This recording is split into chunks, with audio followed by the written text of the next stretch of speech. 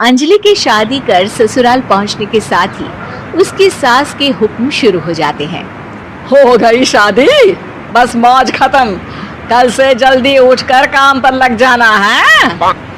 अरे माँ आज ही यहाँ आई है, इसे सब समझने के लिए कुछ दिन तो दो। मेरे और बहू के बीच की बात है, तू घर के मामले में ना बोलियो। इस पर जतिन वहां से अपने कमरे में चला जाता है और सास अंजलि को काम की लिस्ट सुनाने लगती है। सुबह पहले घर की सफाई करनी है, फिर कपड़े धोने हैं, साथ में खाना भी बनाना है।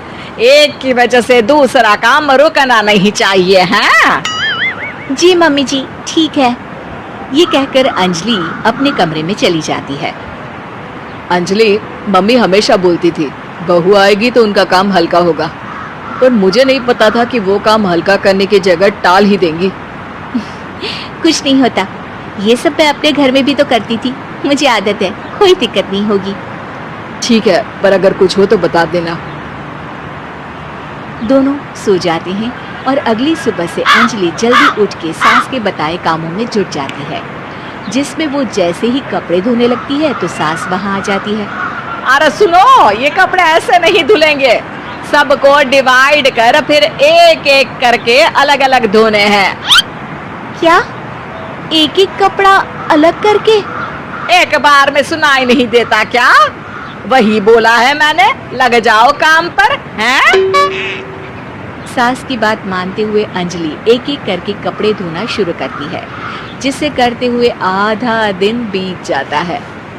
अरे रे, सुबह से कब दोपहर हो गई पता ही नहीं चला, अभी तो खाना भी बनाना है। अंजलि भागते हुए रसोई में जाती है, जहां उसकी सास पहले से ही उसे खड़ी मिलती है। खाना बना लेना, देखो पहले पकोड़े तल दो और एक एक पकोड़े अलग अलग तलना, नहीं तो कोई कच्चा कोई पक्का रह जाता है। सास की हर बात में एक एक की कहानी अंजलि के समझ में नहीं आती, लेकिन फिर भी वो बिना कुछ बोले काम करती रहती है। अगली सुबह फिर वही शुरू होता है और सास एक बार फिर खाने के समय रसोई में आती है। आज क्या बन रहा है, हैं?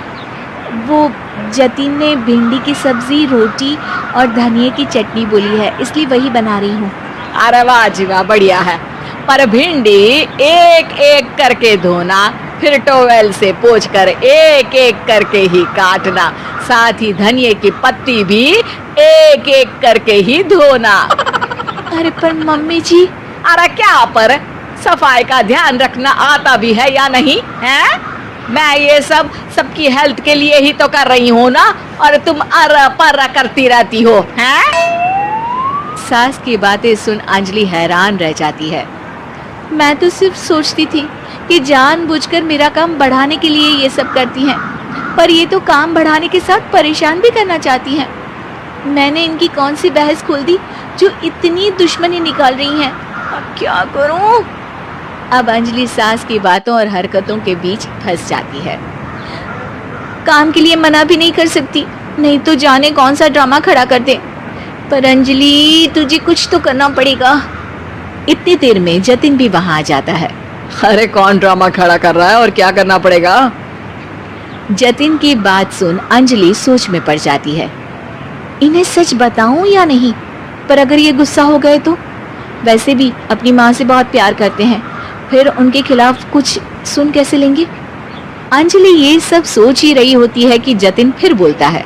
अरे क्या हुआ, कहाँ खो गई? अरे नहीं नहीं कुछ नहीं, वो मैं टीवी सीरियल के बारे में सोच रही थी। यहाँ और कौन ड्रामा करेगा? अरे तुम भी ना, चलो मैं चलता हूँ। इसके बाद कुछ दिनों तक अंजलि सास को सबक सिखाने के लिए अलग अलग प्लान सोचती रहती है, पर उसे सास के एक एक करके काम करवाने की आदत बंद करने का कोई तोड़ नहीं मिलता। अगर ऐसे ही चलता रहा तो कहीं मैं एक दिन अपने सिर के बालों को भी एक एक करके सुलझना ना शुरू कर दूं। पगली हो गई है क्या? अकेले में क्या बड़बड़ किए जा रही हो? वैसे आज खाने में क्या है? आलू की सब्जी। तो फिर आलू को अच्छे से काट कर उसके कटे हुए कपड़ों को एक एक करके ही धोना है। बिल्कुल, इसे कैसे भूल सकती हूँ। मेरे जी का जंजाल। अरे बातें कम काम ज्यादा हैं। अंजलि एक बार फिर सास के कहे अनुसार काम करने लग जाती है, जिसमें सब्जी बनाते हुए उसके दिमाग में एक आइडिया आता है और वो सास को आवाज लगाती है, मम्मी जी सुनिए जरा इधर तो आना। अंजलि की आवाज सुन सास रसोई में आती है। अरे क्या हुआ, क्यों गला फाड़ कर चिल्ला रही हो? कुछ नहीं, वो सुबह कपड़े धोने की जल्दी में नहाई नहीं थी और अब शाम की पूजा भी करनी है, तो आप जरा सब्जी देख लीजिए ना, तब तक मैं नहा कर आती हूँ। अंजलि सास को रसोई में छोड़कर नहाने चली जाती है। इसी तरह देखते देखते 4 घंटे बीत जाते हैं, लेकिन अंजलि बाथरूम से बाहर ही नहीं निकलती, जिसे देख सास उसे आवाज लगाती है। अरे बाथरूम में ही समाधि लगा ली क्या? यहाँ सब्जी बनकर ठंडी भी हो गई और अभी तक तेरा नहाना खत्म नहीं हुआ। मम्मी जी जैसे आप कहती हैं ना, मैं वैसे ही एक एक करके अपने बाल शैम्पू कर रही हूँ, तो अभी 3 घंटे और लगेंगे, तब तक काम और जतिन को खाना सर्व करना आप संभाल लेना। इस तरह अपने नहले पर बहू का दहला देख सास शॉक्ड रह जाती है, जिसके बाद से घर में एक एक करके करने का आलाप बंद हो जाता है।